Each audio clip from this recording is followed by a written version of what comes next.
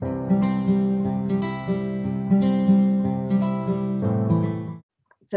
hi everyone, and welcome to episode 4 of Seeblue Smarts, where we look to gather advice, opinion, and have a chat with experts from across sales and marketing.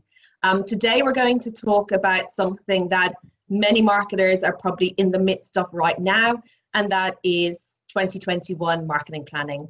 And I'm delighted to be joined by Cath Hackett to talk to us. Cath, maybe you'd like to introduce yourself. Hi Orla, thanks for having me here today.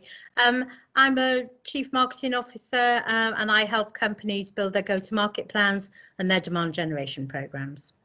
Fantastic. So I guess, Cath, thinking to 2021, the year that's just been, how do you think successful marketing leaders responded? You know, what did they do right this year? Yeah, I heard a great phrase at the beginning of the pandemic, which was don't panic, pivot. And I think that really what great marketing leaders did was actually take that to heart. They were people who already had a marketing plan in place, and they worked out what to stop doing, start doing, and what to continue doing based upon the change in market conditions. So I think marketing leaders who had built plans based upon their market, their customer, were able to pivot those plans and be successful during 2020. Yes, the idea was not to tear your plans up and start from scratch, but actually look at what you had already in place, what you could adapt, and what you could pivot on what was already in place. And if you understand your customer, and you understand your customer well and how they use your offering, then it's much easier to pivot because it's that basic understanding of the customer that helps you be successful. Yeah. So I guess then looking ahead to 2021, you know, what can we learn? What can we, you know, what are your thoughts in terms of building strong, successful plans for the year ahead? I think outside in is absolutely the best approach. So understanding your market, your economic conditions, and your customer is absolutely the key to a strong, successful plan. But you also have to understand your strengths as an organization, your infrastructure, your people, and your ability to execute. There's no point in having a brilliant plan if you don't have the people to be able to execute it. Yeah. Your plan also absolutely needs to be aligned to your business goals. And it also needs to be aligned to your go-to-market capabilities. So you need to understand, do you have the right partners in place, or do you have the right places where you can actually sell your product? Yeah, it's funny. So, you know, you and I have spoken about this before about, you know, customers, and, you know, really in good times and in bad, it's like that is the heart of successful marketing planning, isn't it? And then I guess understanding, you know, the size of the opportunity you have to, you know, to go after, and then how you structure your go-to-market and your campaigning. Yeah, I think it's really important to understand whether your market is in ascendancy or in decline, or has it become commoditized, because all of those different market conditions will mean that you need to employ different marketing strategies at different stages in the life cycle, and you don't really want to be essentially throwing money away on a marketing tactic if your product is in a totally different position in the life cycle. So I think that's key to actually understanding your products. And it's also a really good idea to understand what products are coming out and what is the vision from your CTO of where your products are going to be heading in the future. So part of a strong plan is not to be short-termist, but to actually work out where you need to build the foundations now for a product that's going to maybe come out in a year or a year and a half's time. Yeah, and do you think there's a greater role for marketing to play now in terms of understanding the needs of the customer and actually how they're changing now, and feed that into the CTO in terms of developing the product roadmap for the future? Absolutely. I think part of planning is supplying the business with customer insight and market insight very early in the planning cycle. You know, those insights should be going to the business on a monthly or quarterly basis way before the planning starts, in order to make sure that the whole business understands where the market opportunity is, where the customer opportunity is. But I would say that shouldn't just come from marketing. Don't plan alone. Plan with finance, plan with customer operations or the technical team, because they'll have insights which will give you a different lens to solve the planning process and problem. Yeah, it really is a collaborative effort, isn't it? It is. And I think working with product and technical teams, but also more so with, you know, sales teams as well, right? And I think the way in which customers buy now and actually salespeople sell, you know, we've spoken about that with sales leaders recently as well, as looking at how those relationships are now shifting from in-person to online, and actually salespeople need help in terms of how do we adapt to this digital selling. I think it's vital that you understand what a good lead looks like, what a good marketing qualified leads looks like, in order to convert that into revenue, and work side by side with your salespeople on what is a realistic marketing qualified lead that would actually help them take a digital journey and complete that by a relationship that they would have with their customer. Yeah, it's reimagining that journey, isn't it, to be more digital, so more of that journey is spent in digital touch points. Yeah, that at any time. Yeah, and then how do you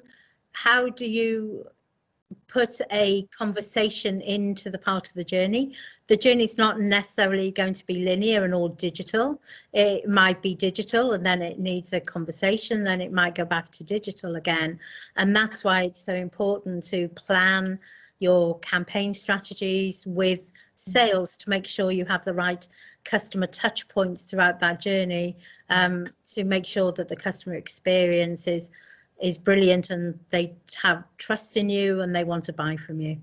Yeah, I think it's an interesting one. You know, a lot of the textbooks will show the journey as linear, but that's just not reality. It's all over the place. You can take one step forward and 2 steps back, and I think it's understanding, when is the right time to engage? Like, as you say, when is it a qualified lead that is ready for a sales conversation, and when is that buyer bouncing back and forth, educating and informing themselves? So and I've learned over time that absolutely changes depending upon the offering you have. In one of the companies I worked with, the offering could really just have a very short digital journey, and then they wanted to speak to somebody technical very quickly. Mm-hmm. Whereas in other offerings, it was digital to the point where they really wanted to place an order. Right. Yeah. So I think, it's adapting the journey to the product or the solution you're selling, and the size of the organization, complexity, so multiple factors to consider. Yeah. There is one thing I do want to pull out with marketing planning. I think for lots of smaller companies or companies with a new niche product, or something that hasn't been categorized yet, and I've learned this from hard experience, there isn't any external data out there for some of those projects, and therefore if your company's run by a CTO, a very technically led person, then often it's a good way to start planning by planning use cases, and planning on customer profiles, because that's far more practical for a starting point for a new, a startup company. So just, if there is no market data out there, then look to the customers you already have, look to the customers who maybe have a beta program out there with you, and look to the customer profiles that the product has obviously been built for. Yeah, and actually spend time, I think, talking with the customers, understanding what was it that attracted you to that product in the first place. No, that's really good advice. And I guess, one of the things about, the last year, and I think as we look ahead to 2021, right, like market conditions. So it's one thing to understand, the needs of the customer, but actually, market conditions are changing. There are economic factors, so as marketers, we need to be able to adapt and be flexible. And I guess, how can marketing leaders create that flexibility in the plans for themselves and for their teams as well? I think the best thing to do is to build an overarching plan against a vision and a mission of what you want to achieve and your long-term goals. And there'll be some overarching campaigns that are about your company, about building trust. But below that, there will be offerings that you will be building demand generation plans for. So you can split your plan by category, by segment, your enterprise, small business, or by product. And by splitting your campaign plans down to that level, then what you're able to do is you're able to pivot off those plans. So say, for example, you're a company that's been selling on-premise telecoms offerings, and the pandemic hits and nobody's in the offices, then that would be a time to maybe pull back on your campaigns for those offerings. Maybe keep some always on marketing through digital marketing and a web presence, but to maybe double down on an offering that really meets your customers' needs during the pandemic, such as a SaaS or digital offering for remote working, and put your plans together to double down on that campaign, to make that campaign a success.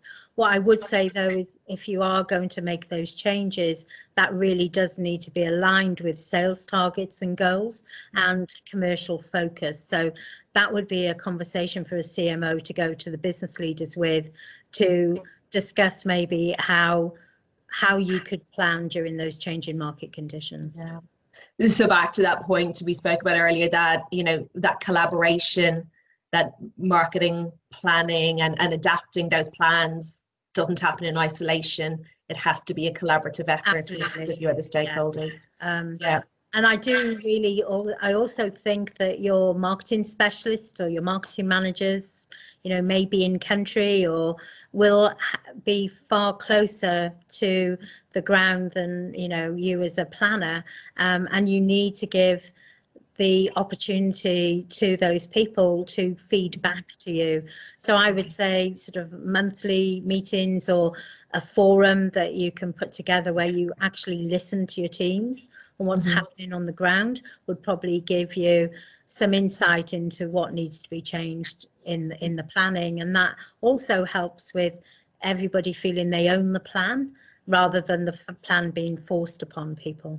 Yeah, no, absolutely. So just to summarize, you said you have that overarching plan, and then you almost have those regular, engagement touch points over the lifetime of the plan. And let's look at, how do we adapt? How do we pull back? How do we increase our spend depending on how the conditions might be changing? And that can be at a country level or at a segment level. Absolutely. Yeah, and work in partnership as we're doing it.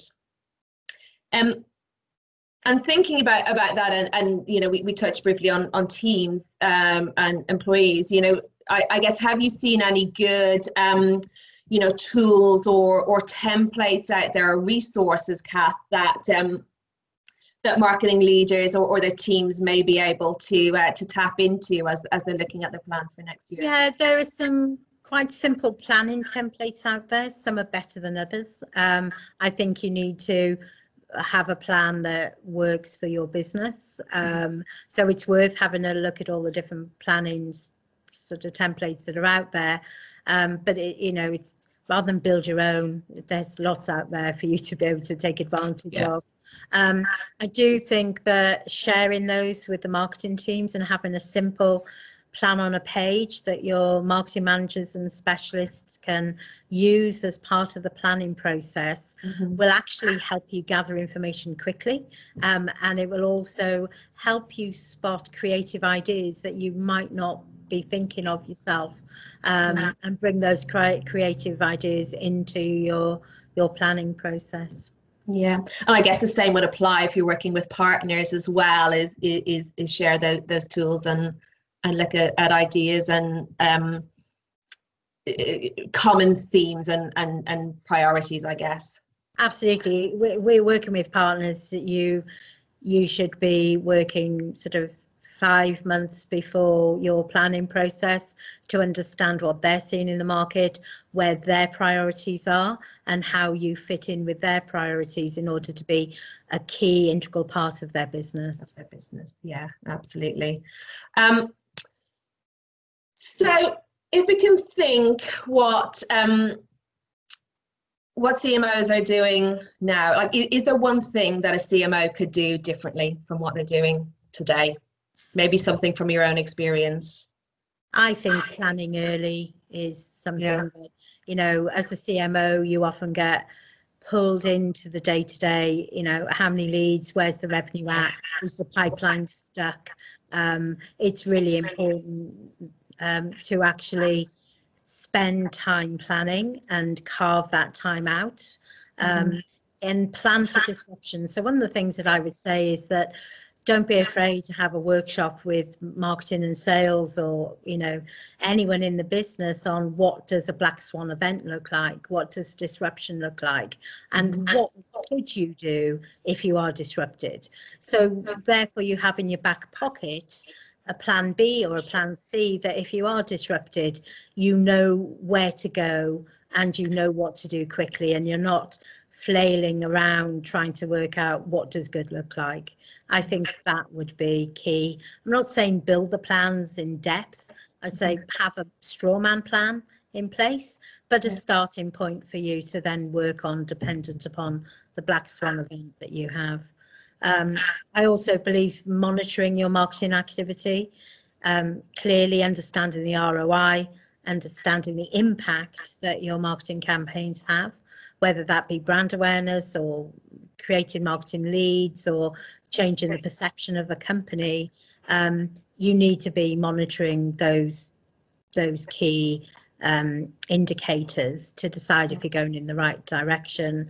And often, you know, when I've had to prepare to speak to the board, it's those KPIs that the board are interested in, and how is that KPI impacting on the overall revenue number and the overall profit of the company. So I would say you have some key KPIs that the board understand, and that you can then speak to the board about on a monthly basis.